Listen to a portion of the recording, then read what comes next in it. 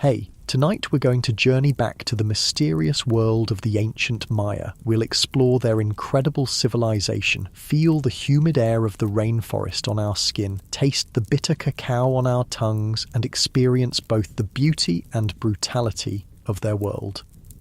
If you're enjoying these stories, I'd really appreciate a like or subscribe.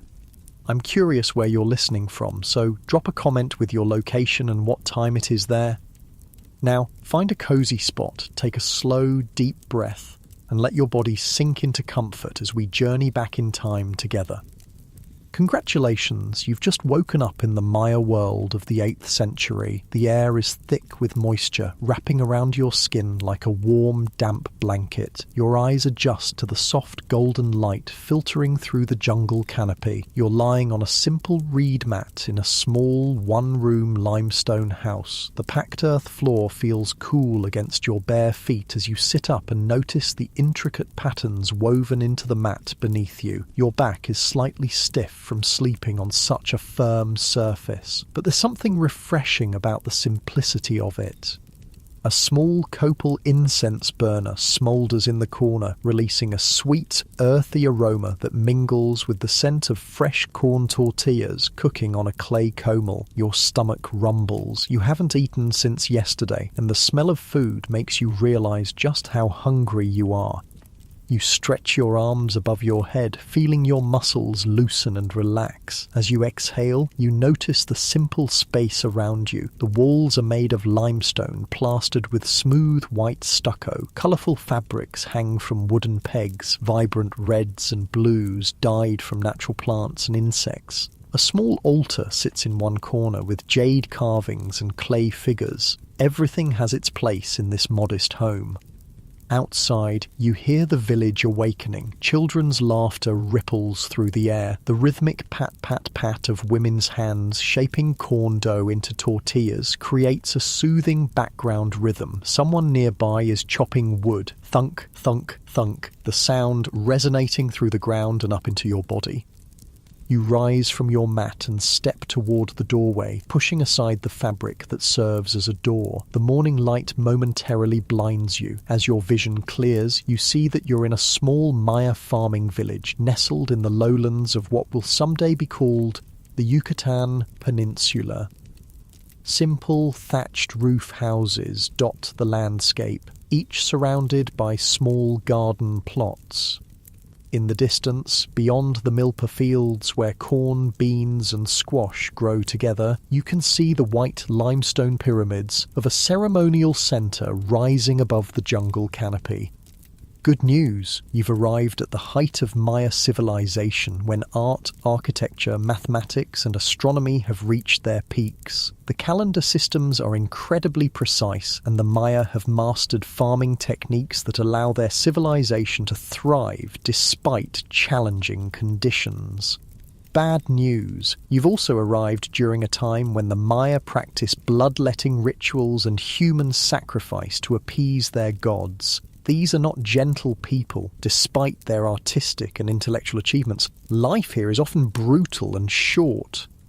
A small, brown-skinned woman with almond-shaped eyes approaches you. Her hair is woven into intricate braids adorned with colourful threads. She wears a simple huipil, a loose white cotton tunic decorated with embroidered patterns, and a long skirt wrapped around her waist. Around her neck hangs a pendant carved from jade, the sacred stone of the Maya.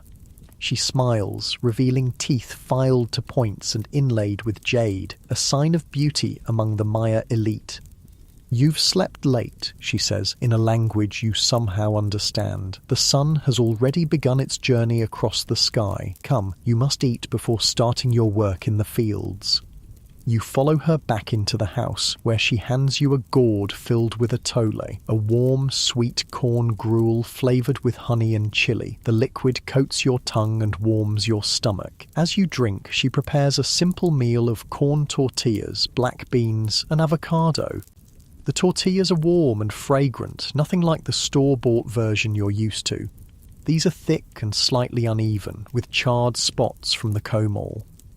The taste is earthy and complex, the corn having been nixtamalized, soaked in limestone water to release its nutrients before being ground on a matete, a curved stone grinding surface.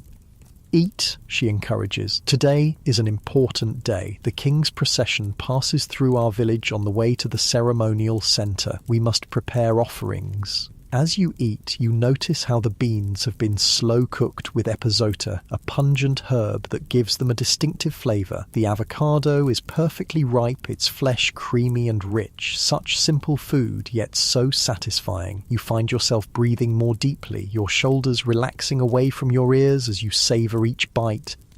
The woman, who introduces herself as Ixchel, named after the Maya goddess of medicine and childbirth, explains that you are in a small farming community near Tikal, one of the most powerful Maya city-states. It is the year 750 CE, and the great king Jasor Chan Kawil has recently died. His son, Yikin Chan Kawil, now rules. Under his leadership, Tikal has defeated its rival city-state Calakmul and expanded its influence throughout the region.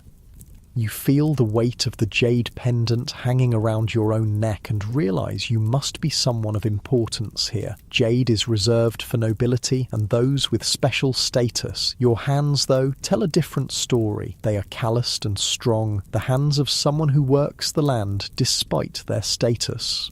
You are troubled by strange dreams again, Ixchel says, noticing your confusion. The gods speak to you in your sleep, but their messages are difficult to understand. Perhaps the shaman can help after the harvest. After finishing your meal, you step outside again. The village is fully awake now. Men with simple loincloths and sandals made from plant fibres are heading to the fields, carrying stone tools for tending crops. Women balance large ceramic pots on their heads, making their way to the nearby cenote, a natural sinkhole that provides fresh water. Children run about naked or in simple tunics, playing with clay figures or helping their parents with chores. Your feet carry you down a worn dirt path toward the Milpa fields. The cool earth feels good between your toes. You notice how your body seems to know where to go, even as your mind struggles to make sense of this new reality. The weight of the humid air presses against your skin, making each movement slightly more effort. Sweat beads on your forehead and upper lip, trickling down your back. Yet there's something pleasant about this direct connection to your body, to the environment around you.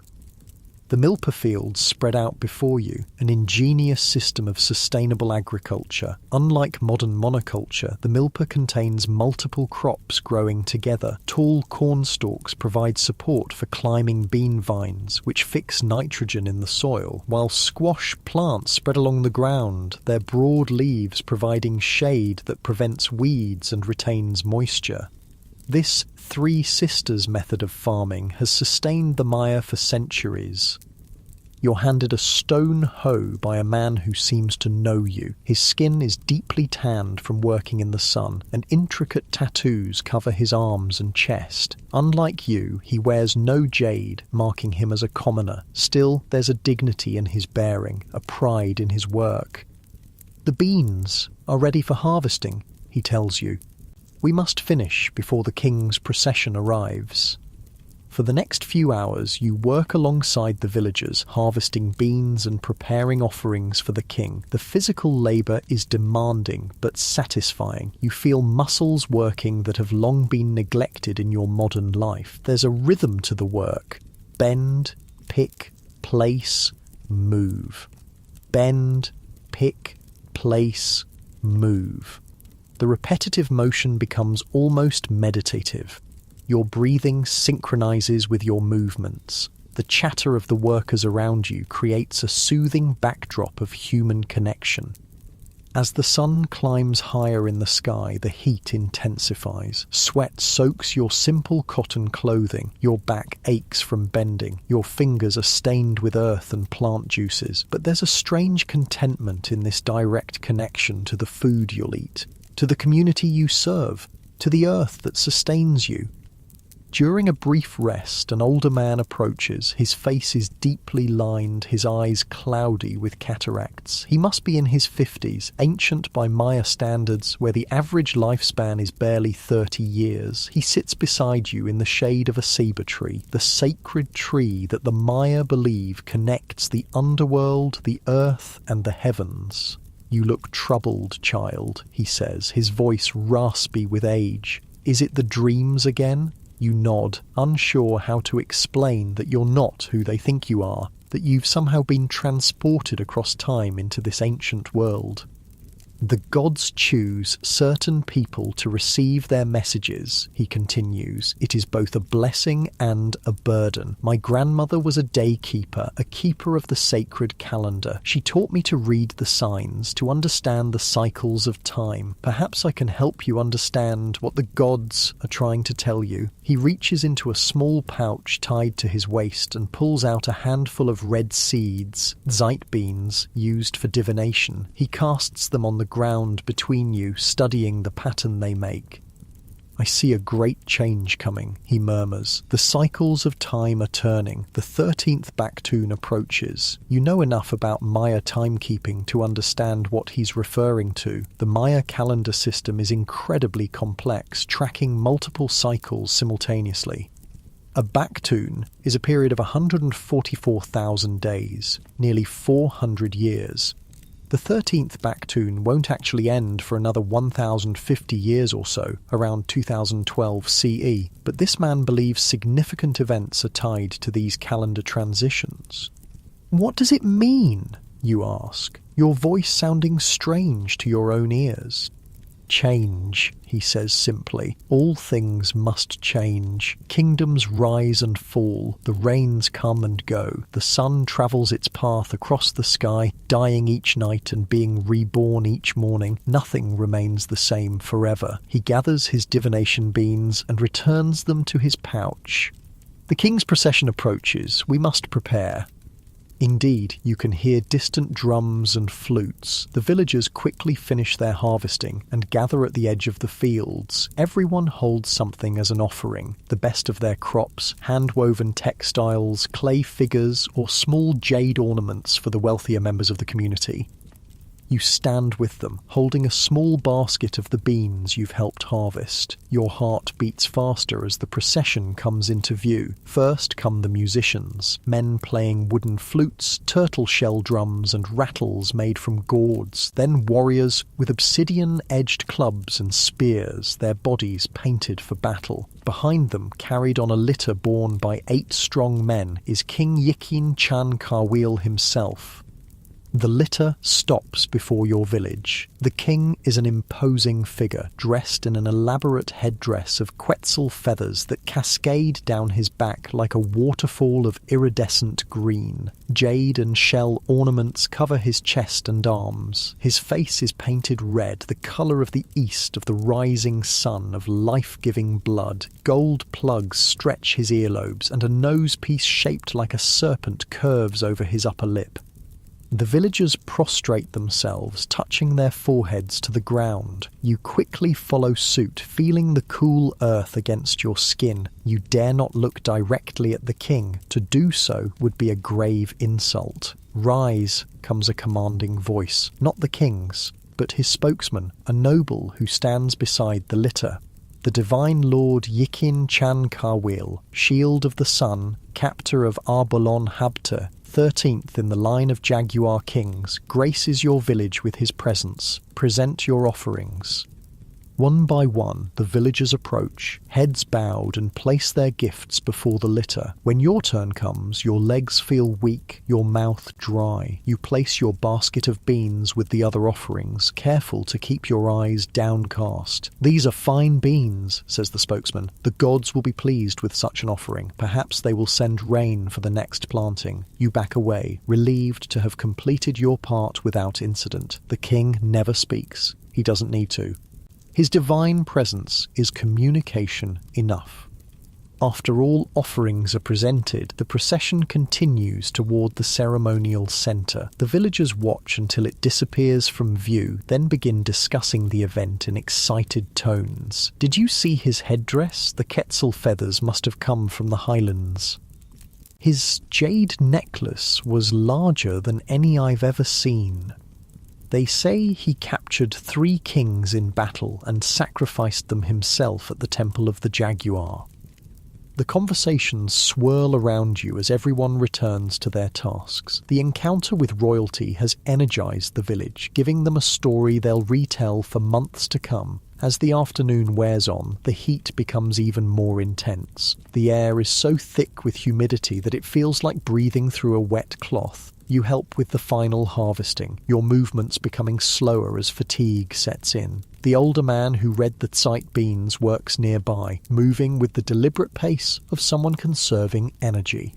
"Tonight there will be a feast," he tells you, "to celebrate the king's procession and to thank the gods for the harvest. There will be dancing and balshe." Balshe, you remember, is a mildly intoxicating drink made from fermented honey and the bark of the balshe tree. The Maya believe it helps them communicate with the gods. As the sun begins its descent toward the western horizon, the workers return to the village. Women are already preparing food for the feast, grinding more corn for tortillas, cooking beans and squash, preparing venison and turkey in underground pits lined with hot stones.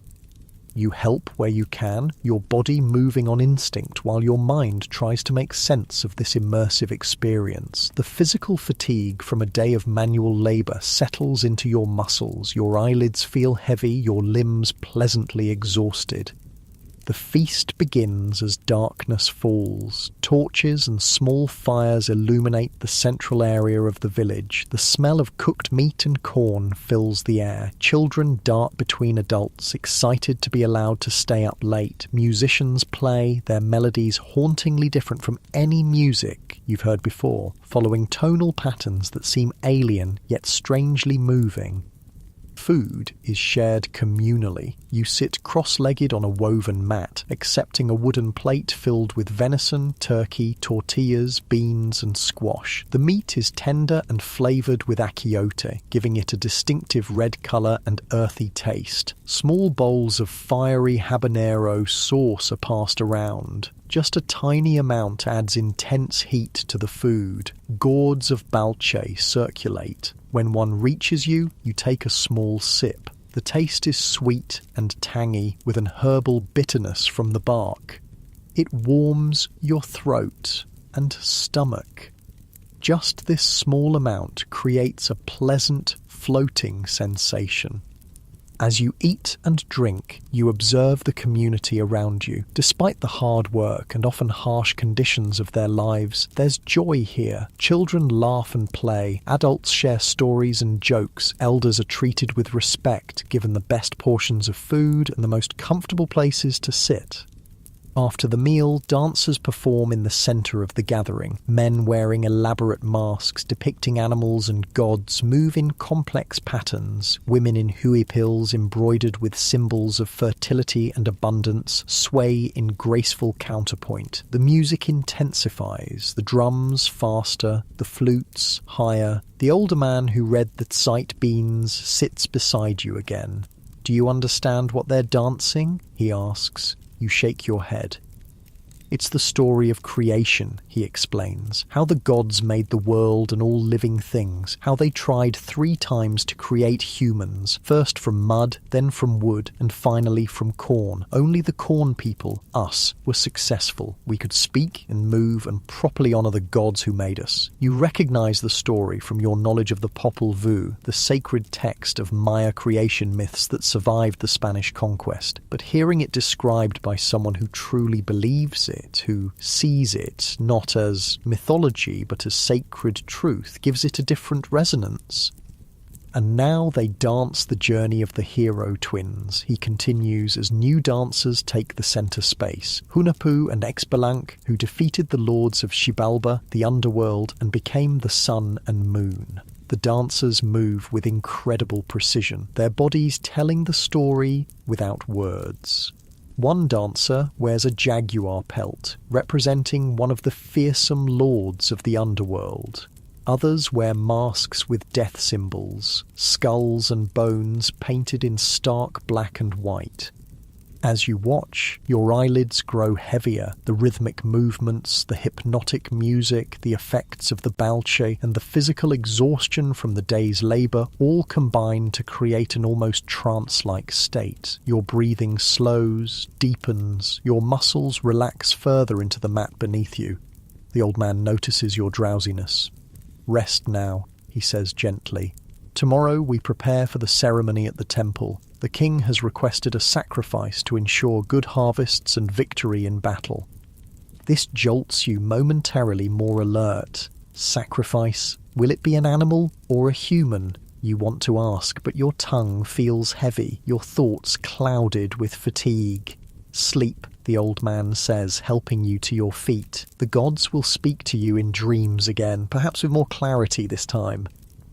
He leads you back to the small limestone house where you awoke this morning. Ixchel is there, preparing the sleeping area. She helps you lie down on the reed mat, placing a small bundle of cloth under your head as a pillow. The copal incense burns again, its sweet smoke creating spiralling patterns in the dim light.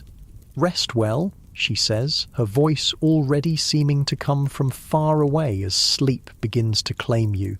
"Tomorrow brings new challenges, new blessings." As you drift towards sleep, your awareness of this ancient Maya world begins to blur around the edges. The sounds of the continuing celebration outside fade. The feel of the reed mat beneath you softens. The last thing you notice before sleep takes you completely is the weight of the jade pendant against your chest, cool and solid, anchoring you to this time and place that isn't your own. Your breathing deepens, your muscles relax completely, your consciousness begins to float untethered. Perhaps in dreams the gods will indeed speak to you, helping you understand why you've been brought to this ancient world and what you're meant to learn here.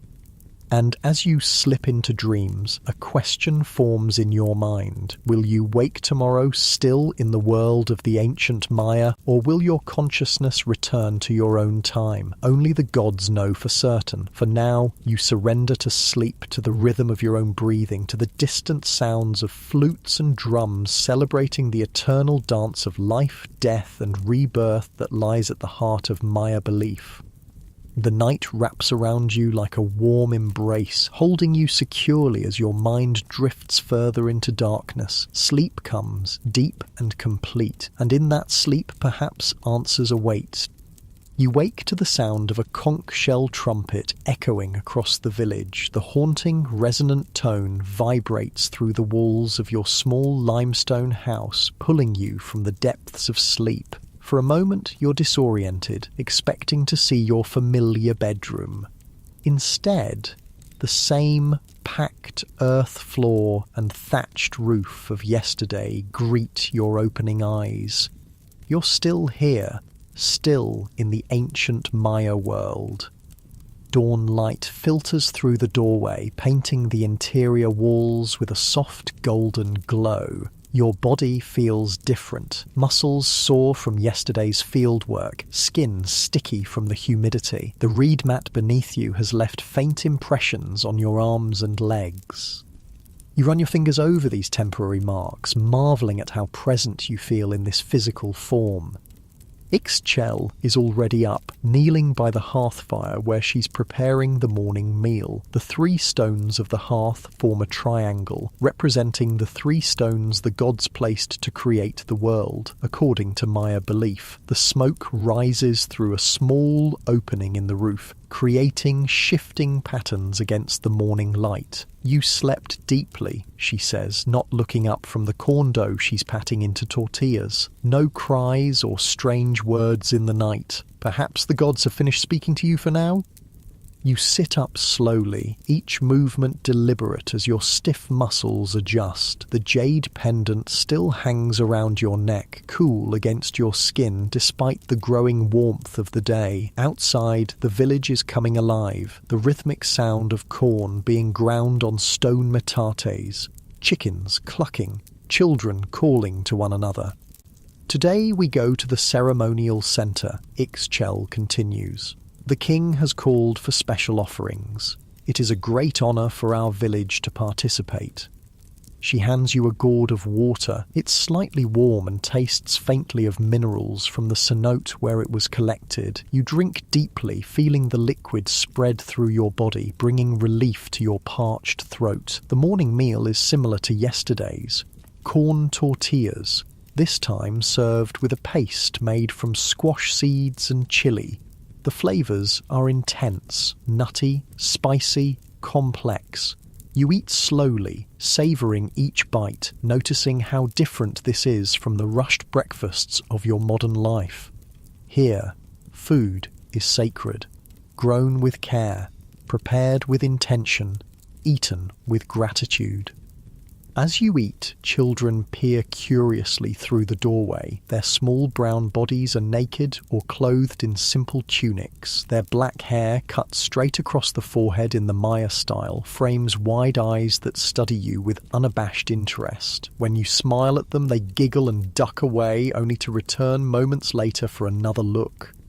After the meal, Ixchel helps you prepare for the journey to the ceremonial centre. She brings a clean huipil, more elaborately embroidered than the one you wore yesterday. This one features geometric patterns in vibrant blue and red, with symbols you recognise as glyphs for water and maize.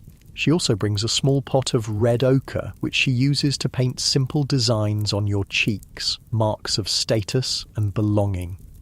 The walk is long, she explains as she works. We must pass through the forest and cross the river before reaching the sacred city. The old ones and children will ride in litters, but you and I will walk. Outside, the village is busy with preparations. People carry baskets of food, rolls of woven fabric, and clay figures to present as offerings. Some wear their finest clothing, adorned with whatever small luxuries they possess. A feather here, a shell necklace there. Everyone brings something, no matter how humble. The old man who read the Zeit beans for you yesterday approaches. Today he wears a headdress of simple cotton cloth wrapped around his head, marking him as someone of special status, perhaps a minor priest or shaman. Ah, the dreamer awakens, he says, his cloudy eyes somehow finding yours despite his partial blindness. Did the gods visit you in the night? You shake your head. I don't remember any dreams. He nods thoughtfully. Sometimes silence is an answer too. The gods speak in many ways, through dreams, through the patterns of thrown seeds, through the flight of birds. We must learn to listen with more than our ears. He introduces himself properly now. Kienich, named after the sun god. He tells you he serves as the village's daykeeper, tracking the sacred calendar and advising on auspicious days for planting, harvesting, and ceremonies. Today is a good day for offerings, he says. 7 Manik in the Tzolkin count, a day of balance, when the veil between our world and the world of the gods grows thin. Come, walk with me. I will tell you of the city we are about to visit. The village forms a procession, with the youngest, children and eldest members riding in simple litters carried by strong young men. Everyone else walks, carrying their offerings. You and Kienich fall into step somewhere in the middle, your feet finding a comfortable rhythm on the well-worn path. As you walk, Kienich explains that the ceremonial centre you're visiting is one of several cities under Tikal's control. The Maya world isn't a unified empire, but rather a collection of city-states, sometimes allies, sometimes bitter enemies. Wars are frequent, with captured rulers often sacrificed in elaborate public ceremonies. The city we visit today is called Uakshaktun, he says. It was once a rival to Tikal, but now serves our great king. Its temples are aligned with the stars, marking the solstices and equinoxes. The priests there are wise in the ways of time and the heavens. The path takes you through dense jungle. Massive sabre trees tower overhead, their trunks buttressed with flaring roots that create natural alcoves where small offerings of copal incense and food have been placed. Brightly coloured birds call from the canopy. toucans with their enormous bills, scarlet macaws flashing like flames through the green leaves. Howler monkeys roar in the distance, their calls carrying for miles through the humid air.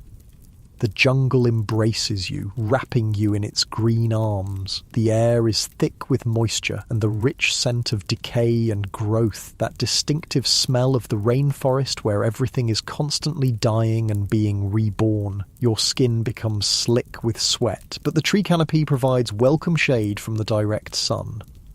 Keenich points out useful plants as you walk: the sapodilla tree, whose sap provides chewing gum, the copal tree, whose resin is burned as incense, medicinal herbs used to treat fevers and wounds. The Maya don't see the jungle as wilderness to be conquered, but as a garden to be tended and harvested. Every plant has a purpose, a story, a spirit. Before the first fathers created humans, Keenich tells you, they made the animals and trees. They gave each one a voice and asked them to speak their names and give praise to their creators. But the animals could only squawk and howl and roar. They couldn't speak properly or remember their creators. So the gods decided to make a new being who could speak and remember and give proper worship. You recognize this as part of the creation story from the Popol Vuh. Though this sacred text won't be written down for centuries yet, the oral tradition already contains these ancient beliefs. After about an hour of walking, the path opens onto the bank of a river, broad and slow-moving, its surface reflecting the brilliant blue sky above. Simple wooden canoes wait to ferry the villagers across. You help load the offerings and then climb carefully into one of the dugouts, finding your balance as it rocks beneath you. The canoe glides silently across the water, propelled by a young man with a long wooden pole. Fish dart beneath the surface, quick flashes of silver against the river's sandy bottom. Water lilies float in the shallows, their white flowers open to the morning sun. A caiman watches from the opposite bank, only its eyes and the ridge of its back visible above the water. Once across, the procession reforms and continues through more jungle. The terrain begins to rise gently. Through breaks in the trees, you catch glimpses of stone structures ahead, the white limestone dazzling in the sunlight. Your heart beats faster with anticipation. Finally, the trees thin, and you step out onto a cleared plaza paved with white stone. The sight before you takes your breath away. Pyramids rise against the sky, their stepped sides climbing toward heaven. Temples crown their summits, their roof combs elaborately carved with images of gods and rulers.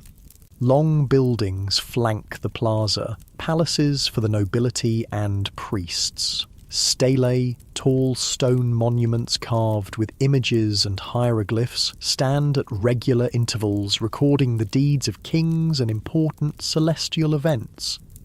The ceremonial centre is alive with activity. Hundreds of people from surrounding villages have gathered, bringing offerings similar to your own. Priests in elaborate costumes direct the proceedings, their headdresses of quetzal feathers and jaguar pelts marking their high status.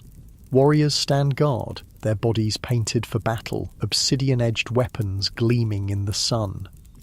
Keenich leads you across the plaza toward the largest pyramid. The limestone paving stones feel hot through your sandals. The open space offers no shade, and the heat is intense after the relative cool of the jungle. Sweat trickles down your back and between your shoulder blades. Your breath comes faster as you take in the overwhelming scale and beauty of the architecture. The temple at the top honours Chak, the rain god, Keenich explains. In this dry season, we must please him, so he will bring water for our crops. At the base of the pyramid, people leave their offerings on large stone altars. You watch as Ixchel carefully places the woven textile she carried all this way, smoothing it with reverent hands. Others leave food, incense, jade beads, or figurines of the gods. Nothing is too humble to be offered. Even a perfect flower or unusual stone might please the deities.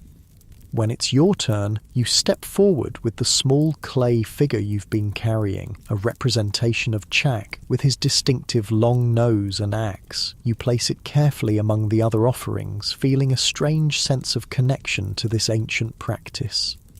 Though the beliefs aren't your own, there's something deeply human about the act of giving, of acknowledging forces greater than yourself. After all offerings are presented, a hush falls over the gathered crowd. From the top of the pyramid, a priest appears. His face is painted blue, the colour of water, of life. His headdress resembles the head of Chak, with the god's characteristic long downturned nose.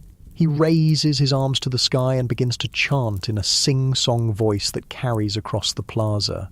Though you can't understand all the words, you recognize invocations to Chak, asking for rain, for life-giving water to nourish the crops.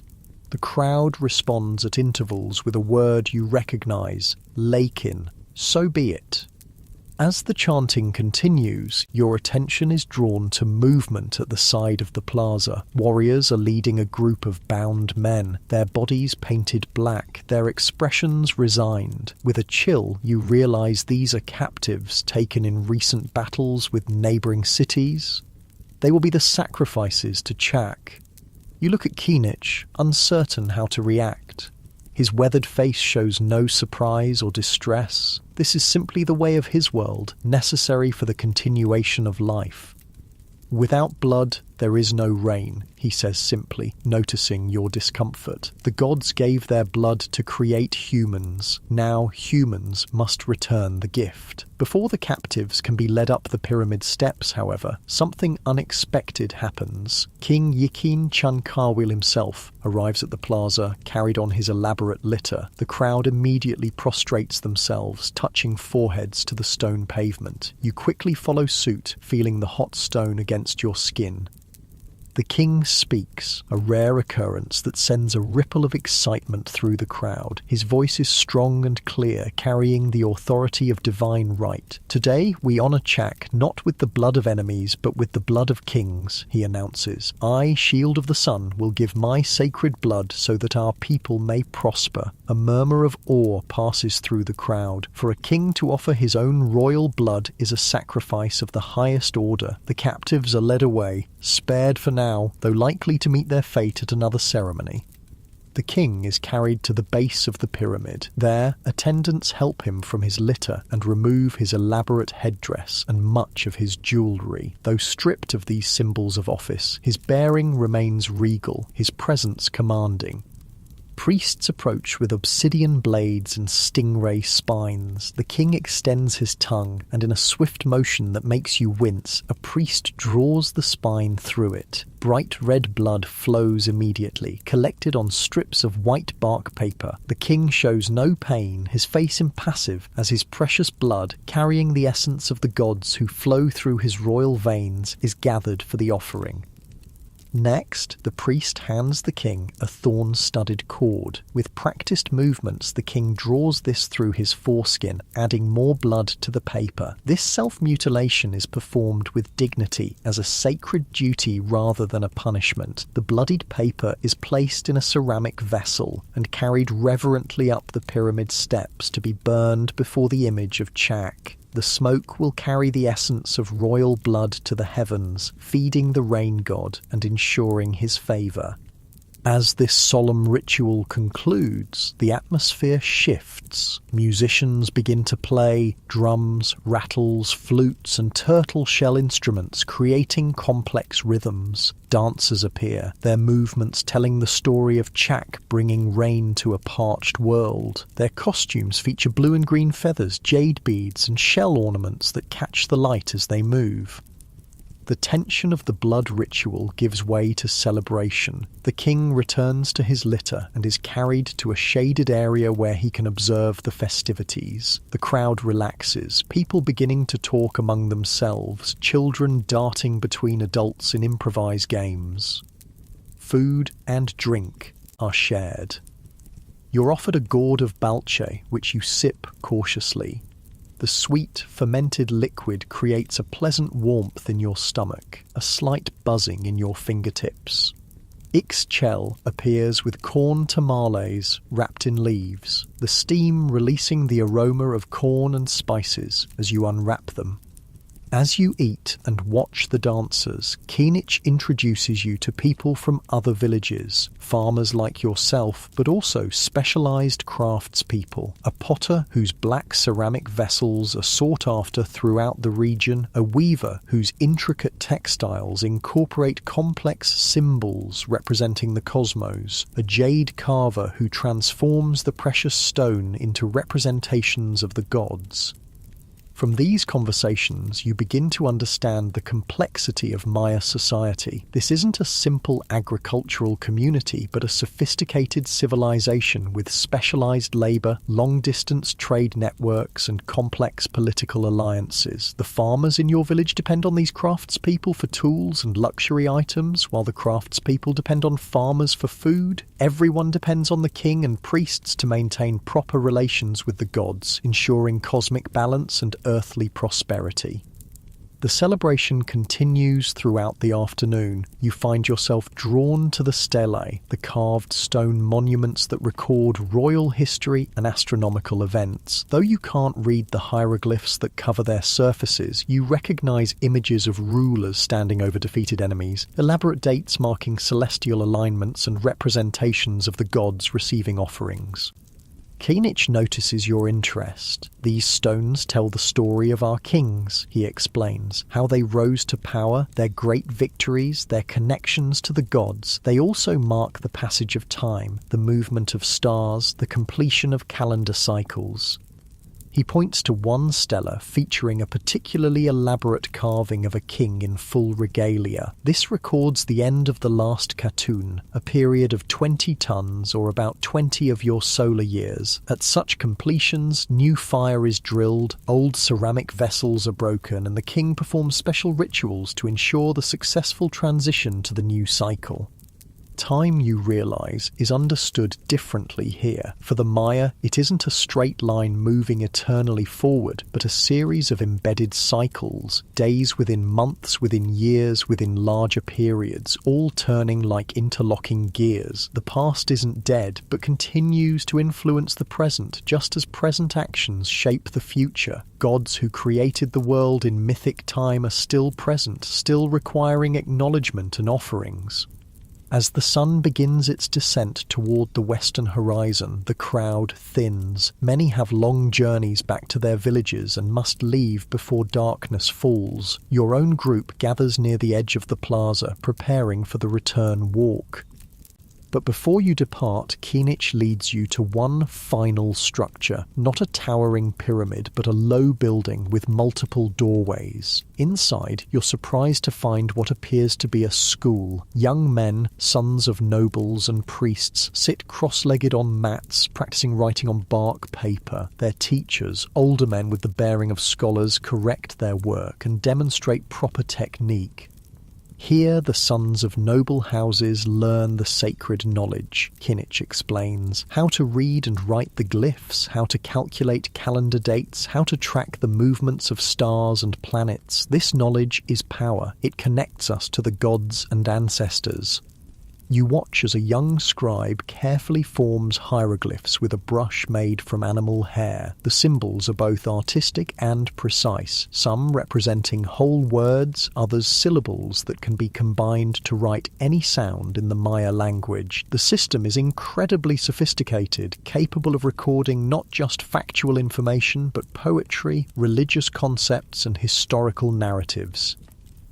Few are chosen for this honour, Kinich continues. Most will never learn these skills, but those who do become the keepers of our history, the calculators of time, the predictors of eclipses and planetary movements.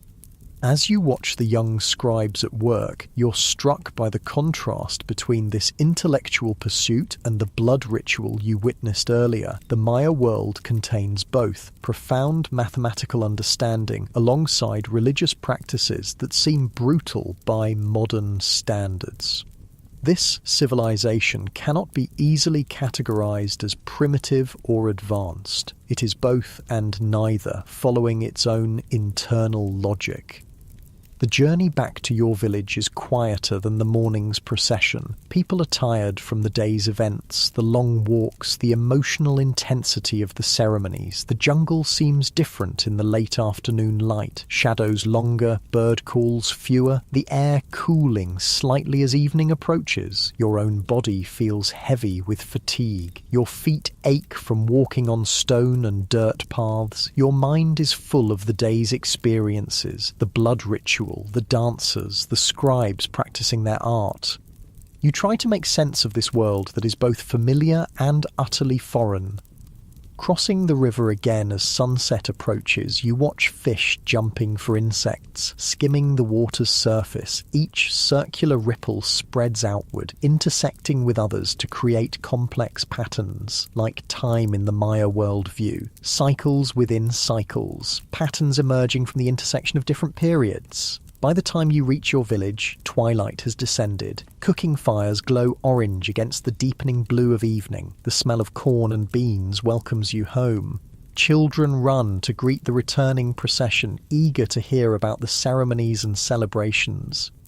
In your small limestone house, Ixchel lights the copal incense and prepares a simple evening meal. The physical and emotional exertion of the day has left you profoundly tired. Your limbs feel heavy, your eyelids struggling to stay open. After eating just enough to satisfy your hunger, you sink onto your reed mat, your body seeming to melt into its surface. Kinich visits briefly, bringing a small jade bead, a token from the ceremonial center. Place this under your tongue as you sleep, he instructs.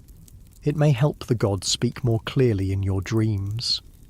The smooth stone feels cool under your tongue. Around you, the village settles into night rhythms, soft conversations, a distant flute playing a melancholy tune, the constant background chorus of insects and frogs from the surrounding jungle. Through the doorway, you can see stars appearing in the darkening sky, the same stars the Maya priests study so carefully, tracking their movements across the seasons. Your awareness begins to drift, your thoughts becoming less coherent as sleep approaches. The events of the day replay in fragments, the king's blood dripping onto white paper, dancers swirling in feathered costumes, young scribes forming precise glyphs with careful brushstrokes. Behind these images lies a question. Why are you here, in this time and place so far from your own? Is there something you're meant to learn, something you're meant to witness? The jade bead under your tongue seems to grow warmer, spreading a pleasant tingling sensation through your body. Your muscles relax completely, surrendering to the profound fatigue of the day's journey. Your breathing deepens, slows, finds a rhythm as ancient as humanity itself. As consciousness slips away, you have the strange sensation of floating above your sleeping body, seeing yourself lying on the reed mat in the simple Maya house. But then your perspective shifts again, expanding outward, seeing the village, the ceremonial center, the entire Maya world spread below you like a living map. And beyond that, you sense the turning of time itself, the great cycles the Maya track so carefully, wheels within wheels marking the passage of days, years, centuries. In this expanded awareness, just before sleep claims you completely, you have a fleeting impression of drought, of failing crops, of cities abandoned to the encroaching jungle, a sense of ending, but also of continuation, of transformation rather than true death. Then even this fades, as you sink into the deep healing embrace of sleep. Tomorrow, perhaps, more will be revealed. For now, rest comes like a blessing from the gods themselves, carrying you into dreams where past, present, and future merge into a single, eternal moment. You awaken to a different sensation this time, pain. Your head throbs with each heartbeat, your mouth feels dry as sun-baked clay, and your stomach churns uneasily. Opening your eyes requires effort, the morning light stabbing through your skull like obsidian blades. The jade bead Kinich gave you is still under your tongue, and you carefully remove it, placing it beside your sleeping mat. The inside of your limestone house is empty. Ixchel must have risen early and left you to sleep. From outside come the usual morning sounds of the village, grinding stone against stone as women prepare corn, children's voices, roosters announcing the day long after dawn has actually arrived. But today these familiar sounds grate against your senses, each one intensifying the pounding in your head. You sit up slowly, waiting for the spinning sensation to subside. Your body aches in unfamiliar ways, muscles unaccustomed to yesterday's long walk protesting their harsh treatment. With careful movements you make your way to the doorway and push aside the fabric covering.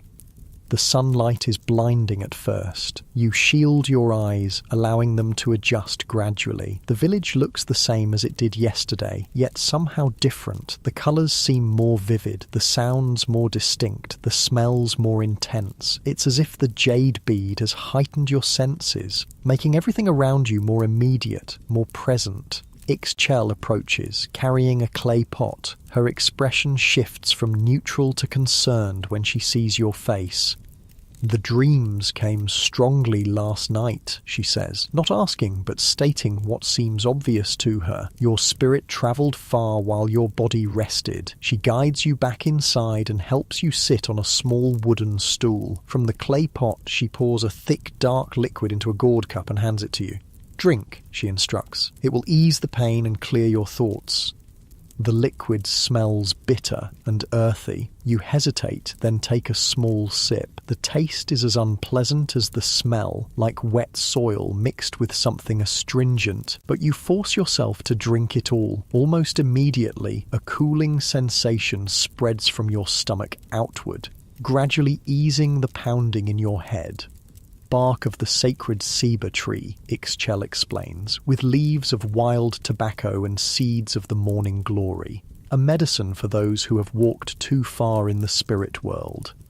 As the pain recedes, memories of strange dreams surface, visions of drought, of starving children, of empty plazas once filled with people, of jungle reclaiming abandoned temples, but also flashes of knowledge, as if the history of the Maya world had been poured directly into your mind while you slept. Calendar systems, trade routes, political alliances, agricultural techniques. "I saw," you begin, but struggle to find words for the complex images that filled your dreams.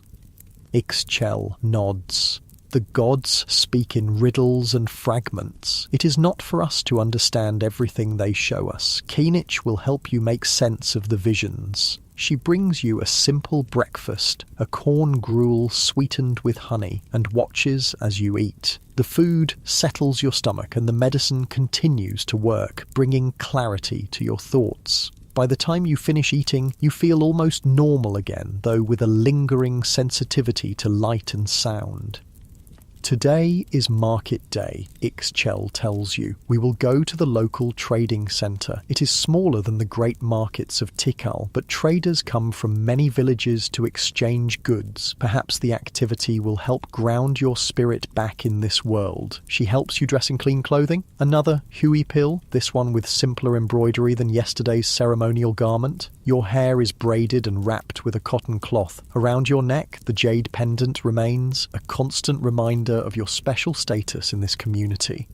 As you leave your house, Kinich joins you. He carries a walking stick carved with symbols of the gods, and a small bag that clinks softly with each step, probably containing items to trade. "Your eyes are different today," he observes. "You have seen beyond the veil." "I had strange dreams," you admit. "Visions of..." You hesitate, uncertain how to describe the apocalyptic images of abandoned cities and failed crops. Kinich nods. The jade bead opens pathways between worlds. What you saw may be echoes of the past, glimpses of possible futures, or messages from the gods. As we walk to the market, tell me what you remember. The path to the trading centre leads through the milpa fields. Young corn plants stand in neat rows, interspersed with climbing bean vines and spreading squash plants. Farmers work among the crops, using stone tools to remove weeds and check for pests. They acknowledge Kinich with respectful nods as you pass. As you walk, you describe fragments of your dreams, the drought, the hunger, the abandoned cities. Kinich listens without interrupting, his weathered face giving nothing away. Only when you finish does he speak. Such visions have come to others in recent years, he says quietly. The daykeepers in many villages report similar dreams.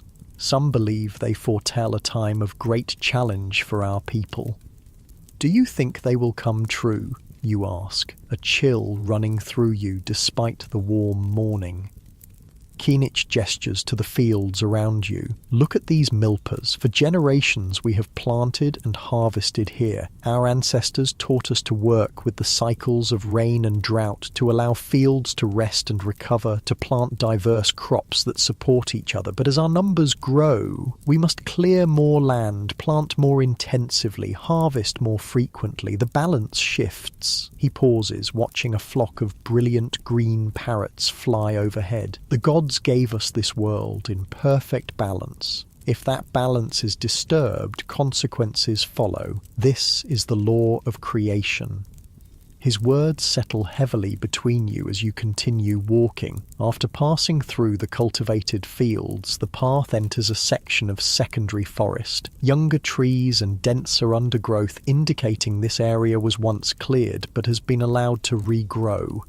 Even here, though, you notice the forest is not truly wild. Useful trees have been encouraged. Ramon with its nutritious nuts, sapodilla with its valuable sap, cacao with its precious beans. The Maya don't just farm fields, they farm the forest itself. After about an hour's walk, sounds of human activity reach you. Voices calling, children laughing, the rhythmic sound of stone against stone. The path widens, joining others to form a small road leading to the trading centre. Unlike the ceremonial centre you visited yesterday, this place has no grand pyramids or elaborate temples. Instead, it's a large plaza, surrounded by simple wooden structures with thatched roofs, permanent stalls for regular traders. In the centre of the plaza, temporary stands and mats display goods from more occasional visitors. The ground is packed dirt rather than paved stone, and there are no carved stelae recording royal histories. This is a place of commerce, not ceremony. Yet the energy here is infectious. Hundreds of people move through the market. Farmers with surplus crops, craftspeople with their wares, traders who travel between distant cities exchanging luxury goods. The air is filled with the smells of cooking food, fresh fruits, and curing hides. Colours abound. The vibrant reds and yellows of tropical fruits, the rich browns and blacks of ceramic vessels, the whites and creams of cotton textiles, the glint of jade and obsidian catching the sunlight. Ixchel leads you to a section where women sell textiles. She greets the other weavers warmly, displaying the cloths she's brought to trade. Her work is admired, the tight weave, the even dyeing, the precise patterns. After much animated discussion and good-natured haggling, she trades 2 of her textiles for several measures of salt, some dried fish, and a small pot of red dye made from cochineal insects. Kinich, meanwhile, has moved to an area where medicinal herbs and ritual items are sold. You follow, fascinated by the variety, bundles of dried plants, seeds and nuts in woven containers, resins and incense, carved wooden implements for spiritual practices. Kinich trades some items from his bag, small jade beads similar to the one he gave you, for rare herbs that apparently don't grow in your local area. As you wander the market, you're struck by the variety of goods available. Despite having no draft animals or wheeled vehicles, the Maya have created extensive trade networks. Here in this modest regional market, you find obsidian blades from the highlands of Guatemala, their edges sharper than any metal, salt from the coastal regions, essential for preserving food and maintaining health. cacao beans from specialized growing regions, used both as currency and to make the elite's favored drink. Jade in various forms, raw, polished, carved, its green color symbolizing water, life, and royal power. Exotic feathers from tropical birds used in ceremonial costumes and high-status clothing. Pottery from specialized production centers, some functional, some purely decorative.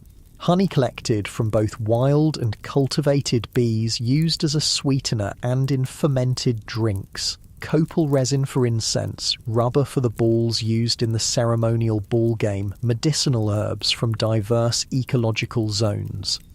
All this moves through the Maya world without horses, donkeys, or oxen, carried on human backs, transported in canoes along rivers, passed from community to community through regional markets like this one.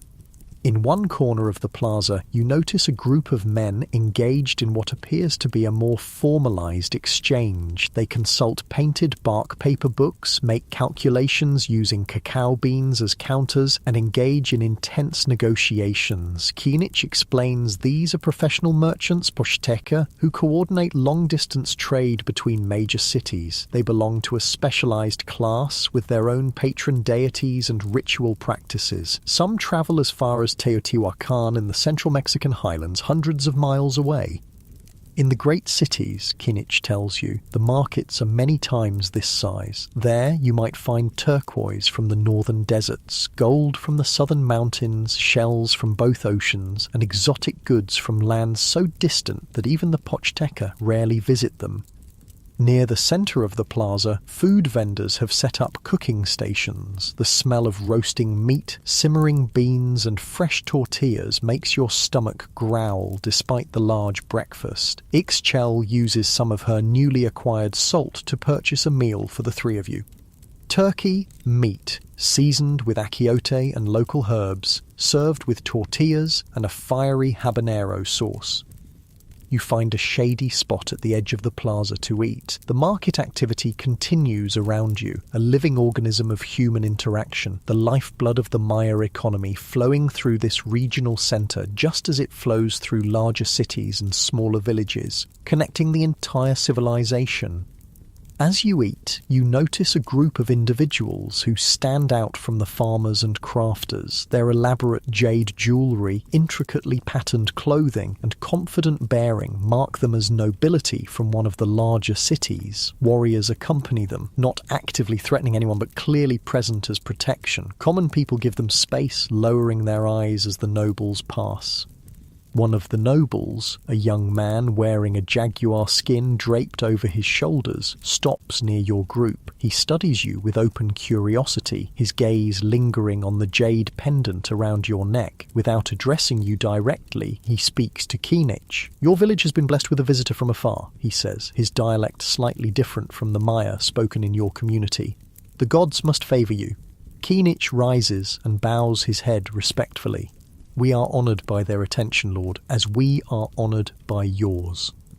The young noble smiles, revealing jade inlays in his front teeth, a painful cosmetic modification that only the elite can afford. "I am Balam Kuk, son of the governor of Uakshaktun. My father serves the divine lord of Tikal. Our cities have enjoyed peace and prosperity under his rule." "May it continue for many Katuns to come," Kinich responds. Balam Kuk glances at you again. The visitor has unusual features. From which city do they come? Before Kinich can answer, another noble calls to Balam Kuk from across the plaza. With a final curious look, the young lord moves on, rejoining his companions. "Be cautious around the nobility," Kinich murmurs once Balam Kuk is out of earshot. "Their world is filled with intrigue and power struggles. What seems like casual interest may have deeper purpose." Who was he really, you ask? The son of a regional governor, as he said, but the politics between cities is complex. Uakshaktun was once independent, a rival to Tikal. Now it serves as a secondary centre under Tikal's control. Some families remember their former glory and chafe under Tikal's rule. Others benefit from the connection and seek to strengthen it. I do not know where Balamkuk's family stands in these matters. This glimpse into Maya geopolitics reminds you that beneath the apparent unity of shared culture, language, and religion lies a fragmented political landscape of competing city-states. The stability of the system depends on the dominance of powerful centres like Tikal, enforced through both military might and strategic alliances. If that dominance were to falter, your thoughts return to the troubling visions from your dreams. Abandoned cities, failed crops. Could political instability contribute to such a collapse? The pieces begin to fit together in your mind, forming a picture of a civilization facing multiple interconnected challenges. After finishing your meal, you continue exploring the market. Ixchel completes her trading, acquiring items needed back in the village, new pots to replace broken ones, obsidian blades for tools, special herbs for medicine, cotton for weaving. The practical business of daily life continues, regardless of politics or cosmic cycles. As the afternoon progresses, you notice the sky darkening to the west. Towering clouds build on the horizon, massive anvil-shaped formations that rise miles into the atmosphere. Lightning flickers within their depths, though the thunder is still too distant to hear. The first rains approach, Kinich observes, following your gaze. Earlier than expected this year, Chak has heard our prayers. The market activity intensifies as people rush to complete their trading before the storm arrives. Within an hour, the plaza begins to empty, traders packing their goods and heading toward home. Your small group joins the exodus, Ixchel carefully stowing her acquired items in a back basket supported by a tump line across her forehead, the standard Maya method for carrying heavy loads. The walk back to the village takes on new urgency as the storm clouds approach. The wind picks up, bending the tops of the tall trees and sending ripples through the cornfields. Birds fall silent, seeking shelter before the deluge. The air feels charged, electric with anticipation. You're still about halfway back to the village when the first large raindrops begin to fall, sporadic at first, then quickly increasing in intensity. Within minutes, water pours from the sky in sheets, drenching you completely. The path turns muddy beneath your feet, making each step treacherous.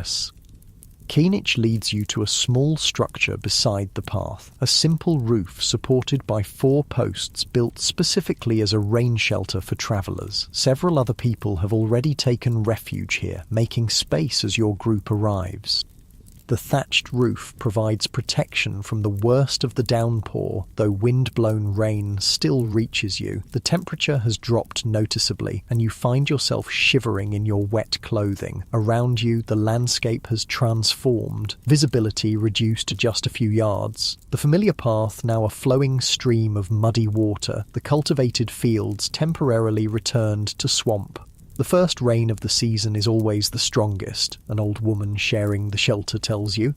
Chak announces his return with thunder and lightning to remind us of his power. Indeed, lightning flashes regularly now, followed by crashes of thunder so loud you feel them in your chest. Despite the discomfort of being wet and cold, there's something exhilarating about the storm's raw energy. This is what sustains life in the Maya world. The water that nourishes crops, fills cenotes, and allows civilization to flourish in what would otherwise be an inhospitable jungle.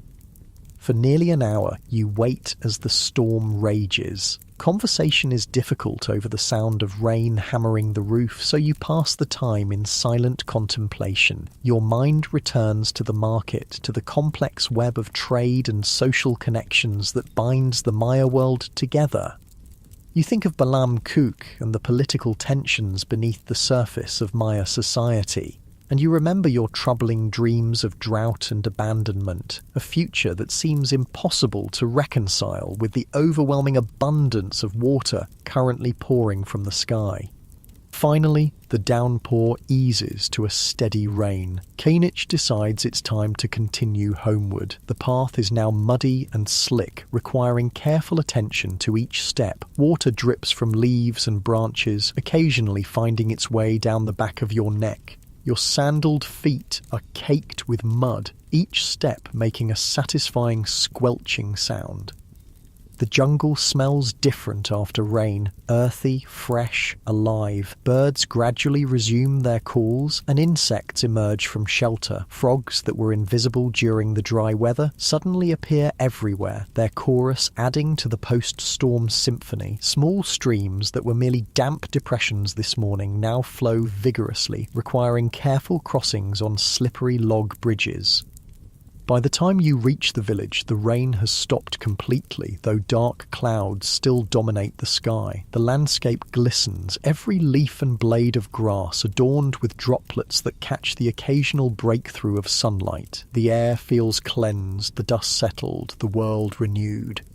Children play in the muddy open areas, their bodies slick with clay, their laughter carrying across the village. Adults inspect thatched roofs for leaks, sweep water from limestone floors, and generally address the minor disruptions caused by the season's first major storm. There's an atmosphere of celebration. The rains have arrived, ensuring another cycle of growth and harvest. At your house, Ixchel helps you remove your sodden clothing and provides a dry hui pill. The wet garments are hung on a line to dry during the next sunny day. She then builds up the hearth fire to ward off the unusual chill brought by the storm. The flames create dancing patterns of light and shadow on the limestone walls, a comforting counterpoint to the grey twilight outside.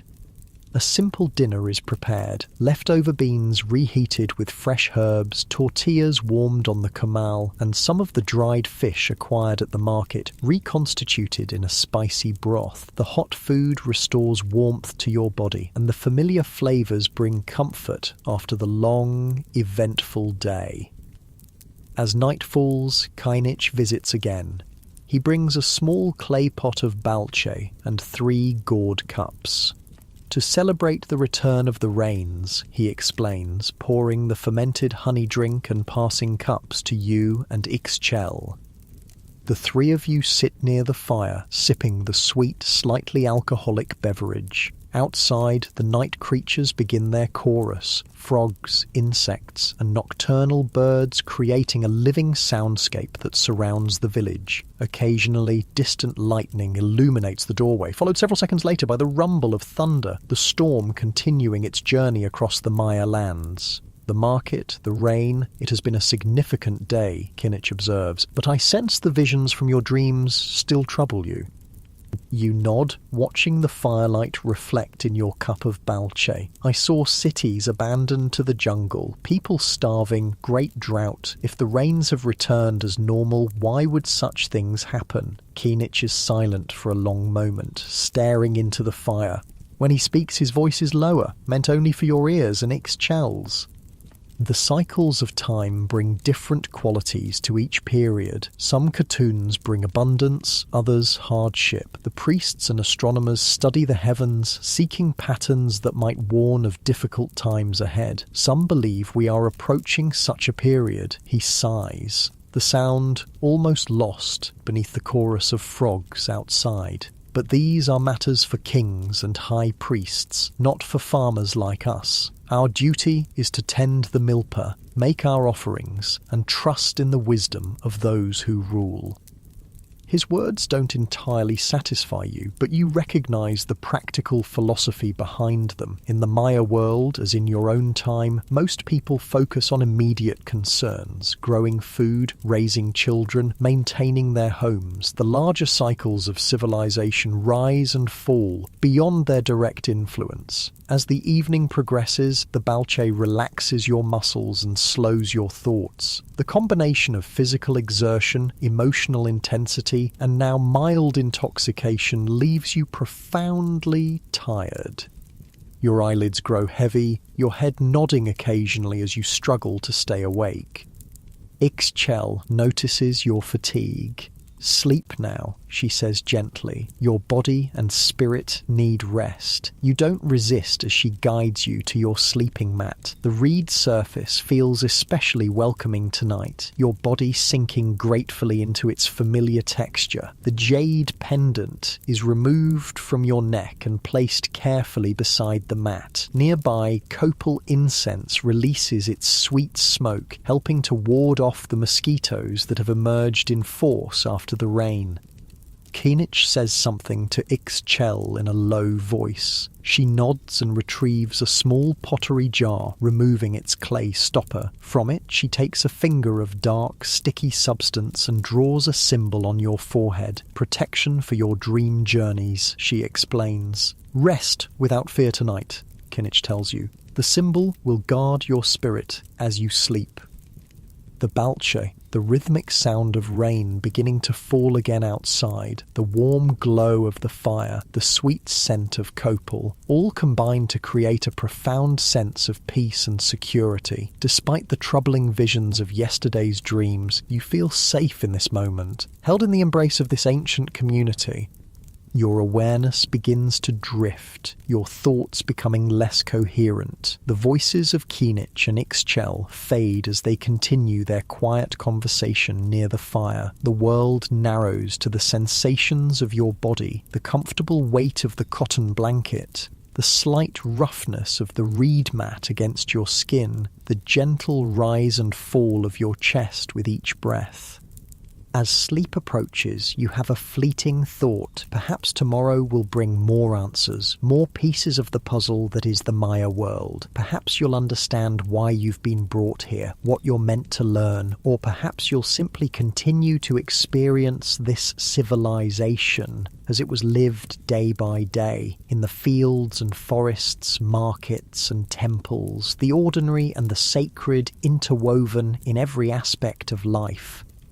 The thought dissolves as consciousness fades. Sleep claims you completely, drawing you down into its dark, healing depths. Your breathing deepens, your body fully relaxes, and your mind surrenders to the mystery of dreams.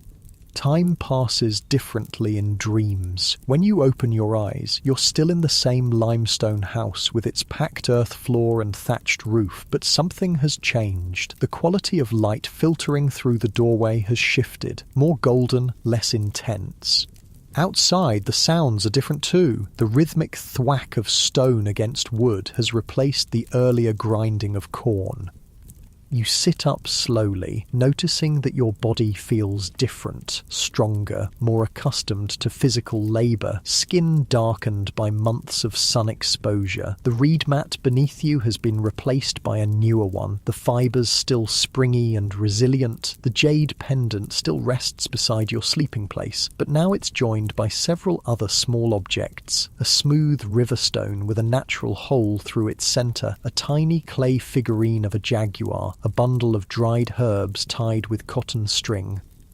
Rising to your feet, you move to the doorway and push aside the fabric covering. The village looks both familiar and changed. The basic layout remains the same. Limestone houses clustered around a central area, paths leading to the milpa fields beyond, but the vegetation has transformed. The corn in the nearby gardens stands tall now, heavy ears nestled among green stalks. Fruit-bearing trees are laden with ripening produce. Women work at outdoor cooking stations, preparing what appears to be a feast. Ixchel approaches, her face lighting with recognition. She's dressed more elaborately than you've seen before, her huipil embroidered with complex patterns in blue, red, and yellow thread. Shell and bone ornaments adorn her braided hair. "You have returned to us," she says, her tone suggesting she's both surprised and pleased. "The gods have strange ways. It has been 3 moons since you last walked among us." 3 months have passed, though to you it seems like only a night. You've been here the entire time, apparently, working, eating, sleeping, but some other consciousness has occupied your body while your own awareness was where? The mystery of this time-slipping adds another layer to the strangeness of your experience in the Maya world. Today is Keen Tajal Chak, Ixchel explains, seeing your confusion. The festival of rain abundance. We celebrate the gifts Chak has brought us this growing season. She gestures toward the flourishing gardens and milpas. The harvest will be bountiful this year. She brings you water to wash and clean clothing to wear. Another embroidered huipil, this one decorated with stylized rain symbols and representations of maize. As you dress, she explains what you've apparently been doing during the months your consciousness was absent. Helping with the planting after the first rains, participating in community work projects, learning more about Maya agricultural techniques. You've become a valued member of the community, she tells you, respected for your willingness to work and learn. And outside, the village is busy with festival preparations. Men return from the forest carrying bundles of firewood and freshly killed game, turkeys, peccaries, wild pigs, and even a small deer. Women prepare mesa dough for tamales, grind cacao beans for ceremonial drinks, and weave fresh palm fronds into decorations. Children carry water from the cenote, feed cooking fires, and play games in between chores. Kinich finds you near the central cooking area. He looks much the same, though perhaps his white hair is a bit longer, his face slightly more lined. He carries his divination pouch and a staff carved with symbols of authority. Has his status changed in the months you've been away? The dreamer returns, he says with a knowing smile. Just in time for the celebration. The gods have their reasons, though they rarely share them with us. As you help with festival preparations, Kinich fills you in on what has transpired during your absence. The rainy season has been generous, with steady precipitation ensuring good crop growth without the destructive flooding that sometimes occurs. The king visited the region again, bringing news of victories against a rival city-state to the south. Several babies have been born in the village, and 2 elders have passed to the underworld, the normal cycle of life continuing.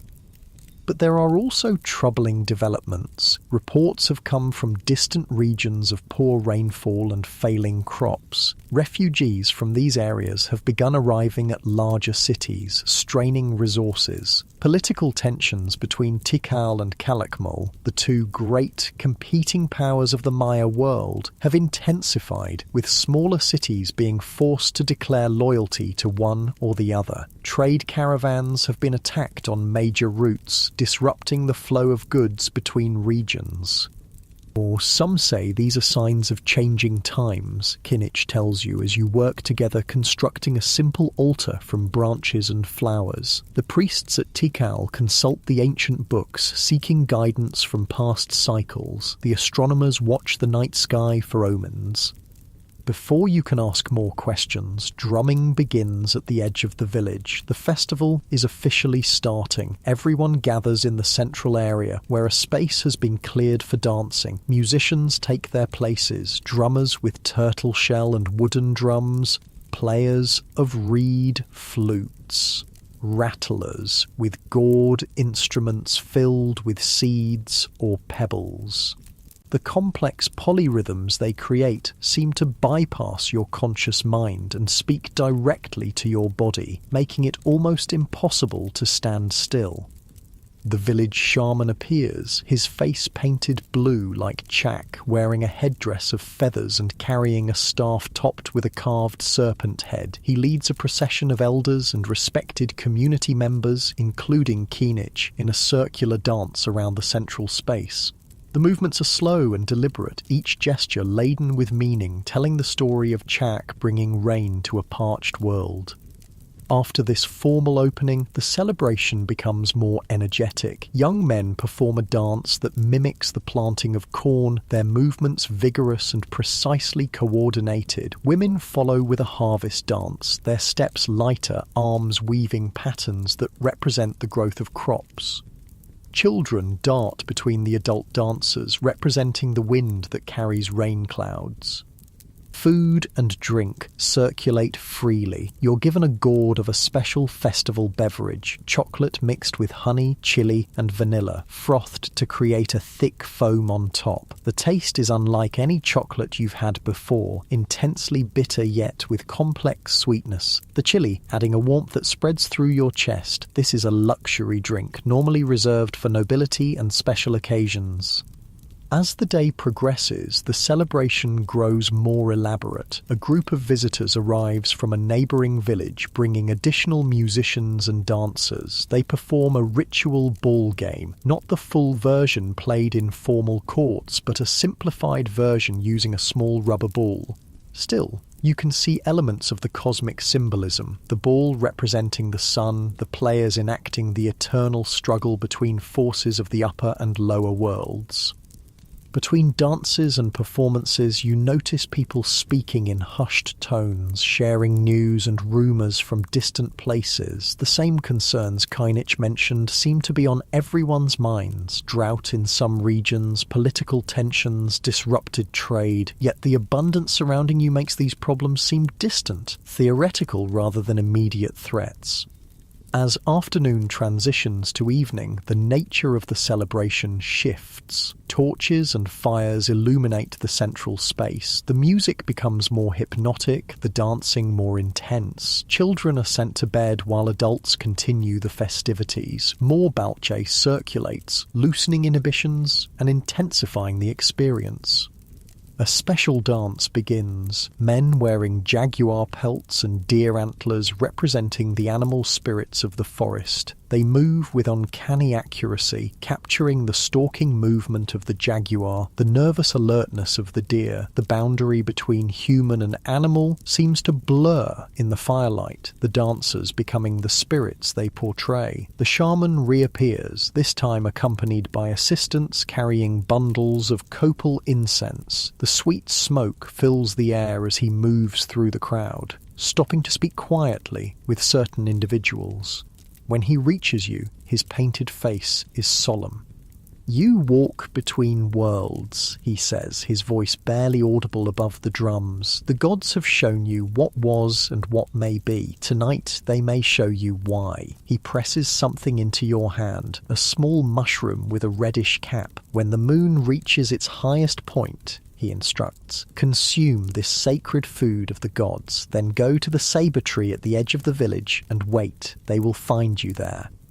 Before you can ask questions, he moves on, continuing his circuit of the celebration. You look down at the mushroom in your palm, likely a psychedelic variety used in Maya shamanic practices. The idea of consuming it makes you nervous, yet you sense this may be a crucial part of understanding why you've been brought to this time and place. You tuck the mushroom into a small pouch at your waist and continue participating in the celebration. The food, music, and dancing provide welcome distraction from the decision that awaits you. You notice Ixchel watching you from time to time, her expression unreadable. Does she know what the shaman gave you? Is she concerned, or is this a normal part of Maya spiritual practice? As night deepens, you find yourself drawn to the edge of the celebration. The full moon has risen, casting silver light across the village and surrounding forest. The ancient sabre tree stands silhouetted against the star-filled sky, its massive trunk and spreading branches connecting the underworld, the earth, and the heavens in Maya cosmology. With a deep breath, you take the mushroom from your pouch and consume it, the flavour earthy and slightly bitter. Then you make your way to the sabre tree, finding a place to sit among its massive roots. The sounds of the celebration continue behind you, but seem increasingly distant as you focus on the tree, the moonlight, the star patterns overhead. Time passes. At first, nothing seems to change. Then gradually, subtly, your perception begins to shift. The moonlight appears more intense, the shadows deeper, the stars pulse gently, like living beings rather than distant suns. The bark of the sabre tree seems to flow and ripple, patterns emerging and dissolving like water. The boundaries between you and the world around you begin to blur. A sound draws your attention. Soft footsteps approaching through the underbrush. Several figures emerge into the moonlight, their features indistinct. As they draw nearer, you see their Maya, but dressed in a style slightly different from your village. More elaborate headdresses, more jade ornaments, their faces painted with intricate patterns. One steps forward, a woman of indeterminate age, her bearing regal, her jade jewellery marking her as high nobility or perhaps royalty. When she speaks, her voice seems to come from everywhere at once. "The pattern seeker has arrived," she says. "The one who walks between worlds, the witness." The others murmur in agreement, circling around you. Your altered state makes it difficult to determine if these are physical beings or spirits, actual Maya nobles or entities from the supernatural realm. Perhaps the distinction is meaningless in this moment, this place. "You have seen what was and what will be," the woman continues. "Now you must understand why. The knowledge must return with you, must be preserved."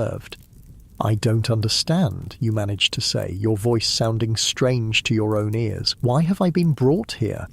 Instead of answering directly, the woman gestures and the scene around you changes. The saber tree remains, but the village is gone. In its place, you see a vast Maya city, pyramids rising above the jungle canopy, plazas paved with limestone, temples and palaces decorated with elaborate carvings and brilliant paint. People fill the streets and public spaces, nobles in jaguar pelts and quetzal feathers, warriors with obsidian-edged weapons, merchants with exotic goods, farmers bringing produce to market, children playing ball games in smaller courts. "Behold Tikal at the height of its power," the woman says. 200,000 people living in harmony with the gods and each other. The scene shifts again. The same city, but changed. Buildings showing signs of neglect. Fewer people in the plazas, fields looking parched and struggling. The brilliance has dimmed, the energy diminished. "The balance begins to fail," one of the other figures says, a man wearing the headdress of a high priest. Too many people, too little rain, the soil exhausted by constant planting, the forest cut back farther each year. Another shift. Now the city looks abandoned, vegetation reclaiming the plazas, roofs collapsed, the once vibrant paint faded and peeling. A few people remain, living among the ruins, but the great civilization is clearly gone. "The lords fought among themselves," a warrior figure explains. Each city trying to control more resources as they became scarcer, old alliances broken, trade routes disrupted, knowledge lost as scribes and priests fled or were killed. Could nothing have prevented this, you ask? Your heart heavy with the weight of witnessing a civilization's end? The noble woman steps closer, her eyes reflecting the moonlight. The signs were there, the warnings clear to those who could read them, but the lords were consumed by their rivalries, the priests by their calendrical prophecies. The common people followed their leaders, trusting in their divine connection to the gods. By the time the truth could no longer be denied, it was too late, the priest adds. The system was too fragile, too dependent on perfect balance. When multiple pressures came together, drought, soil depletion, political conflict, disrupted trade, the center could not hold. "Why show me this?" you ask. "I can't change what happened to your civilization." The woman's expression softens. "No, but you can bear witness. You can take this knowledge back to your world. The patterns repeat. Civilizations rise and fall for similar reasons. Perhaps your people will recognize the signs earlier, adapt more quickly, avoid our fate." You begin to understand. You're not here by accident, but as an observer, a carrier of knowledge across time. These beings, whether actual Maya spirits or manifestations of your own consciousness interacting with historical information, are using you as a bridge between worlds. The mushroom's effects intensify. The figures around you seem to glow within a light. The saber tree pulses like a living heart. The stars wheel overhead, marking the passage of time in great sweeping arcs. You feel simultaneously tiny and vast, a momentary consciousness and an eternal awareness. The noble woman places her hands on either side of your face. Her touch feels cool, almost insubstantial. "Remember," she whispers. "Remember all you have seen, all you have felt, all you have learned. Carry it back with you when you return." "When will that be?" you ask, suddenly afraid that you might be trapped in this ancient time forever. "Soon," she says, her form beginning to fade. The cycle completes, the pattern closes. You have seen what you needed to see. The figures recede, blending with the shadows under the ceiba tree, until you can no longer distinguish them from the darkness. The intensified perceptions begin to gradually normalize, the stars becoming fixed points again, the tree bark solid rather than flowing, the boundaries of your body distinct once more. You sit beneath the ceiba tree for what feels like hours, integrating the experience, letting the mushroom's effects slowly diminish. The celebration in the village has quieted, most people having returned to their homes to sleep. Only a few fires still burn in the central area, attended by elders telling stories to whoever remains awake to listen. Eventually, you rise on slightly unsteady legs and make your way back toward your house. The village is peaceful in the moonlight, the simple limestone buildings glowing white against the dark vegetation. Chickens roost in small coops, dogs curl sleeping in doorways. Smoke rises lazily from banked cooking fires. An ordinary Maya village on an ordinary night, yet now you understand it as part of a vast historical pattern, a moment in the rise and fall of a sophisticated civilization. Ixchel is waiting in your house, sitting by a small fire. She looks up as you enter, her expression revealing that she knows where you've been, what you've experienced. "The gods spoke to you," she says. "It's not a question." You nod, settling onto a mat near the fire. Your body feels heavy, your mind simultaneously expanded and exhausted. The mushroom's direct effects have mostly faded, but a profound shift in perception remains, as if you're seeing everything from a greater distance, with both more clarity and more compassion. "They showed me the future of the Maya world," you tell her. "Cities abandoned, the great civilization fallen." Ixchel nods slowly. "Such visions have come to others. The Daykeepers speak of challenging times ahead, of the need to prepare, to adapt, but few listen. Life continues, as it always has, planting and harvesting, celebrating and mourning, living according to the rhythms set by our ancestors. Can nothing change what's coming, you ask? She pokes at the fire with a stick, sending sparks upward. The future is like water. It follows the path of least resistance, but can be channeled with sufficient effort. Perhaps some communities will find ways to survive, to preserve knowledge, to adapt to changing conditions. Others will cling to old ways until it's too late. This is the pattern of all civilizations, is it not? Her wisdom surprises you, though it shouldn't. The Maya weren't primitive people, but sophisticated thinkers who understood ecological relationships, astronomical cycles, and human nature. Some may have recognized the warning signs of their civilization's overextension, but lacked the collective will or centralized authority to implement large-scale solutions. You sit in contemplative silence with Ixchel as the fire burns lower. Your body grows increasingly heavy, the combination of the festival's exertions, the mushroom's effects, and the emotional weight of your vision leaving you profoundly tired. Your eyelids droop, your breathing slows.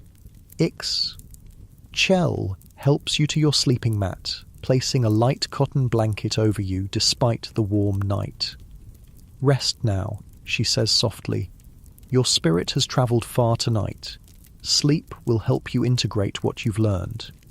As you sink into the mat, feeling the familiar texture of woven reeds against your skin, a thought surfaces from the depths of your consciousness. Is this your last night in the ancient Maya world? Has the purpose of your mysterious journey been fulfilled?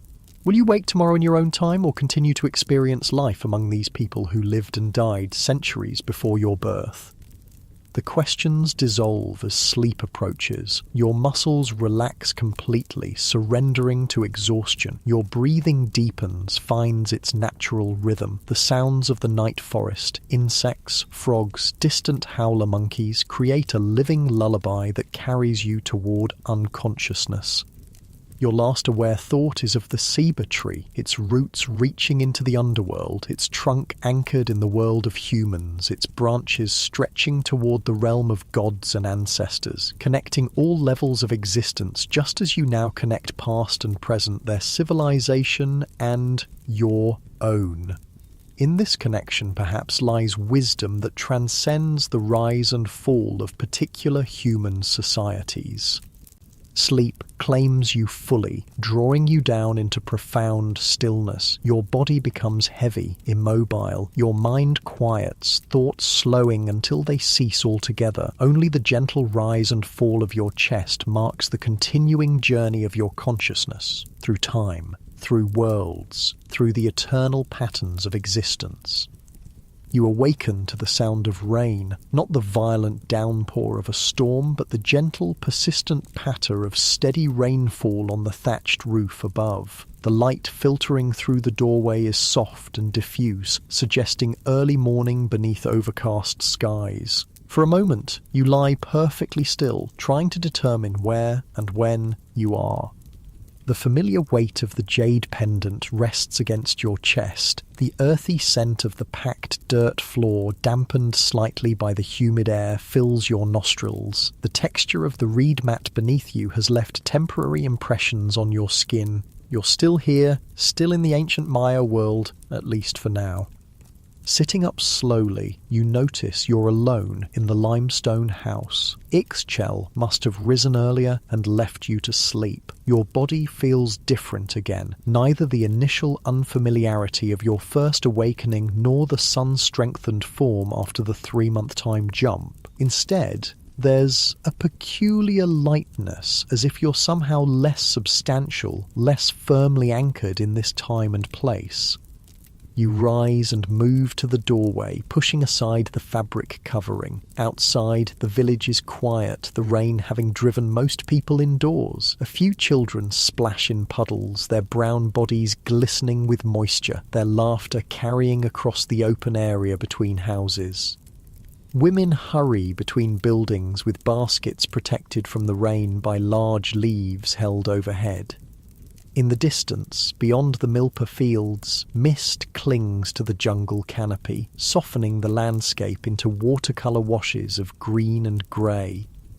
Kinich appears, making his way carefully along the muddy path to your house. He wears a simple rain cape made from palm leaves woven together, the water streaming off it in small rivulets. His feet are bare, caked with mud to the ankles. When he reaches your doorway, he removes the cape and shakes it out before entering. "You have slept long," he says, settling on a small wooden stool near the banked cooking fire. "The sun has been up for hours, though you cannot see it through the clouds." "I had powerful dreams," you tell him, remembering the visionary experience beneath the ceiba tree, unsure how much was mushroom-induced and how much was genuine contact with something beyond ordinary consciousness. Kinich nods. The sacred mushroom opens doorways between worlds. What seems like dreams may be more real than our waking life. He studies your face carefully. Something has changed. Your spirit sits differently in your body now, lighter, more ready for flight. His perception confirms your own sense of decreasing solidity in this world. Are you beginning to return to your own time? The thought brings mixed emotions, eagerness to return to the familiar, sadness at leaving these people who have become friends, anxiety about carrying the knowledge you've gained back to a world that might not understand or value it. "The rain will continue all day," Kinich says, changing the subject. "A good day for stories and indoor work. Come, Ixchel has prepared a meal at my house. My grandchildren wish to hear tales of the ancient ones, of the hero twins and the creation of the world. Perhaps you would join us?" You follow him through the rain to his house, slightly larger than yours, with elaborate woven mats covering the floor and walls decorated with painted symbols. Inside, several generations of his family have gathered. Ixchel, who seems to be his daughter or daughter-in-law, several younger adults who must be his children, and a handful of children ranging from toddlers to adolescents. All look up with interest as you enter. A meal is spread on a large woven mat in the centre. Corn tamales, a stew of beans and chilies, sliced papaya and other tropical fruits. The family makes space for you in their circle, and Ixchel hands you a gourd plate filled with food. The atmosphere is warm and intimate, a family sheltering from the rain, sharing sustenance and stories.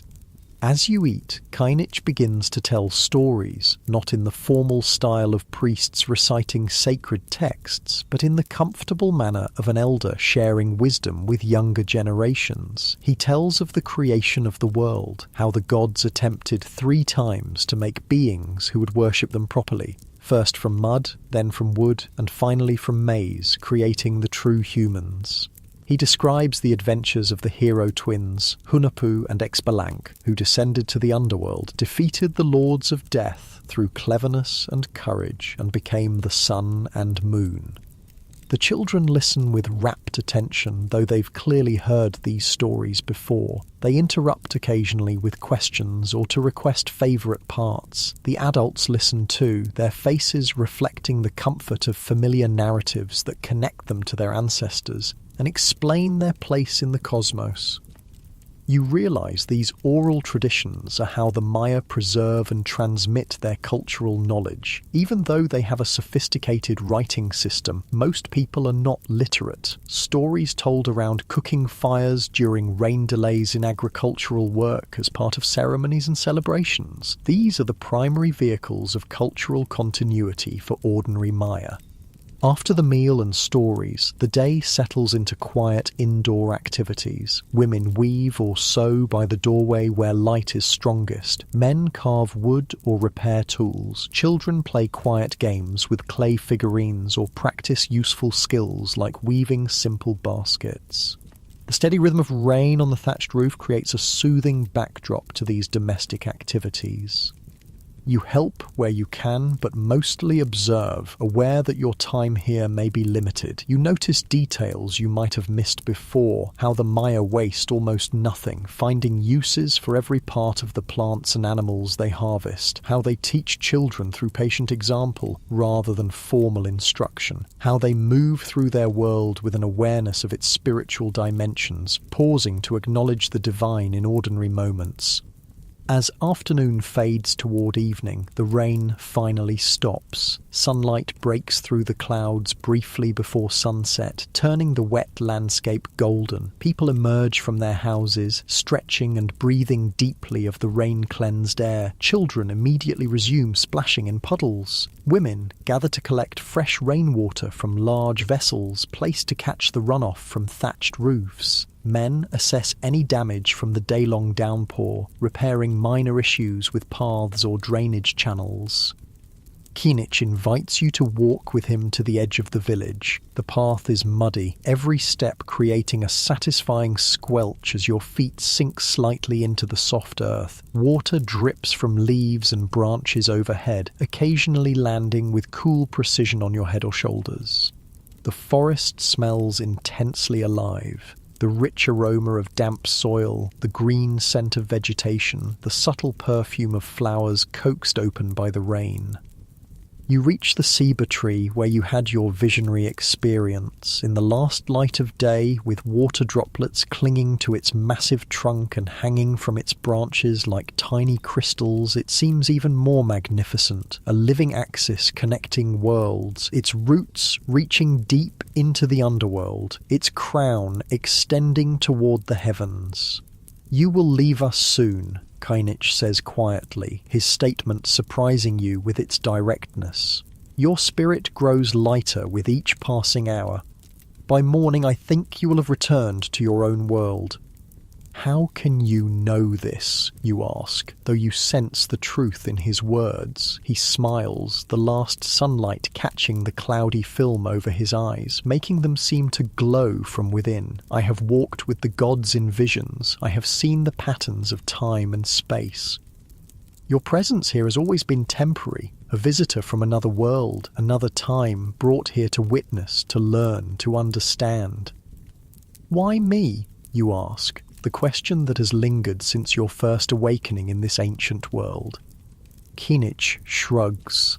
Why does the rain fall on one milpa and not another? Why does one seed grow while another fails? The gods have their reasons, though they rarely share them with us. He pauses, considering. Perhaps you were chosen because you have the capacity to understand, to bridge worlds, to carry knowledge forward.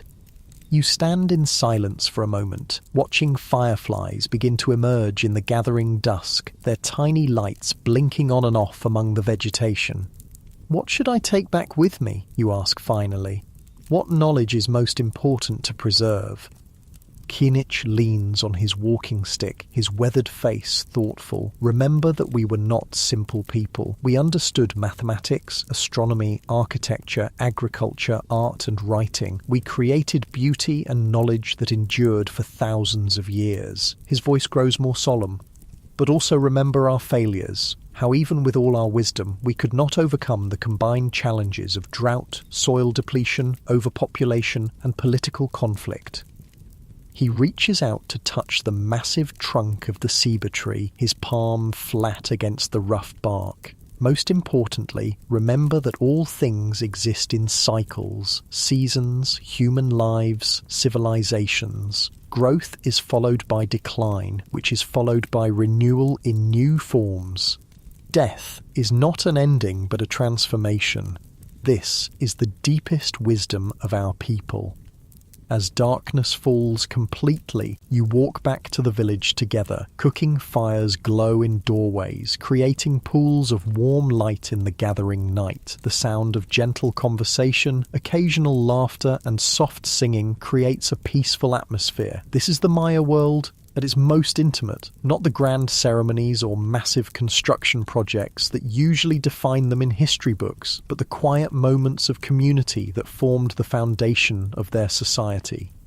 A simple evening meal is shared, after which people begin preparing for sleep. The exertions of the previous day's festival, combined with the soporific effect of the day-long rain, have left everyone ready for early rest. You return to your house with Ixchel, who helps prepare your sleeping area, seemingly aware that this might be your last night among them. You have been a blessing to our household, she says, as she smooths the reed mat. The gods sent you for a purpose, though such purposes are not always clear to us who live beneath them. She brings a small clay cup filled with a liquid that smells of honey and herbs. Drink this, she instructs. It will help your spirit find its proper path home. The liquid tastes sweet with underlying bitter notes. Almost immediately, a pleasant warmth spreads through your body, relaxing your muscles and quieting your thoughts. Ixchel helps you lie down on the mat, placing the jade pendant carefully on your chest. Keep this with you, she says. Jade preserves life force. It will protect you during your journey. She sings softly as you lie there, a melody without words that somehow conveys both sadness and acceptance. The sound wraps around you like a comfortable blanket, easing any anxiety about the transition you sense approaching. Your eyelids grow heavy, your breathing slows, your awareness of the physical world begins to recede. As sleep approaches, your mind fills with images from your time among the Maya, working in the milpa fields under the tropical sun, sharing meals of corn, beans and chili, witnessing the blood ritual at the ceremonial center, exploring the vibrant marketplace, dancing during the rain festival, sitting beneath the ceiba tree as visions revealed the rise and fall of a great civilization.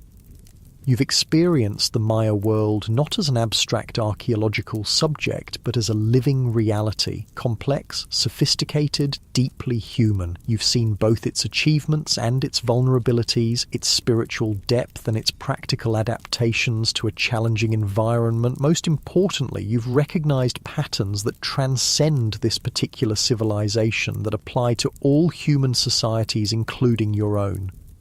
Your body grows increasingly heavy, seemingly melting into the reed mat beneath you. Ixchel's song becomes more distant, though whether she's moving away or your consciousness is shifting, you cannot tell. The soft glow of the copal incense burning in the corner creates dancing patterns of light and shadow on the limestone walls, patterns that begin to form images: pyramids, jaguars, maize plants, flowing water, the great cosmic tree connecting worlds.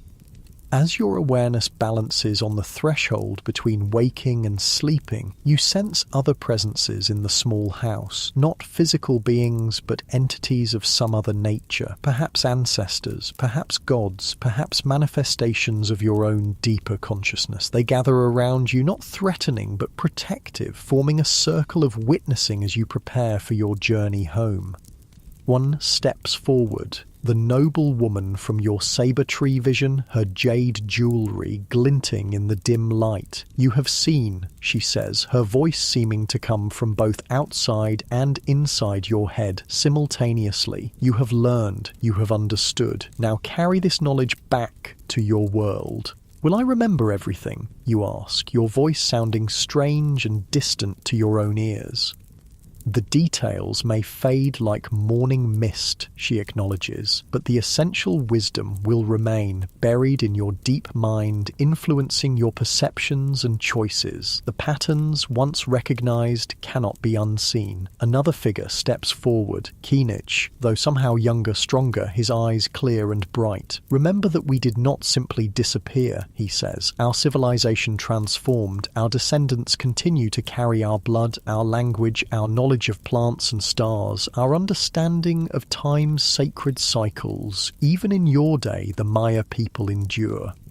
This perspective shifts your understanding. The collapse of Maya civilization wasn't a complete end, but a transformation, a decentralization, a return to smaller-scale living, an adaptation to changing conditions. While the great cities were abandoned and the complex political systems disintegrated, the people themselves continued preserving core elements of their culture through centuries of challenge and change. The figures begin to fade, their forms becoming transparent, merging with the shadows. The limestone walls of the house seem less solid, more permeable. The sounds of the nighttime forest, insects, frogs, distant howler monkeys grow simultaneously more intense and more distant, as if you're both more and less present in this world with each passing moment. Your body now feels impossibly heavy and strangely weightless at the same time. The jade pendant on your chest pulses with warmth, its energy spreading through your body in waves that synchronize with your heartbeat. Your breathing slows further, becoming so deep and regular that each inhalation seems to draw in not just air, but time itself, each exhalation releasing you gradually from this ancient world. As consciousness fades, one final image forms in your mind. The great Maya city of Tikal, as it once was, vibrant with life, its white limestone buildings gleaming in tropical sunlight, its plazas filled with people, its temples reaching toward the sky. Then the image shifts, showing the same city reclaimed by jungle, its structures partially hidden by vegetation, monkeys and toucans inhabiting spaces once filled with human activity.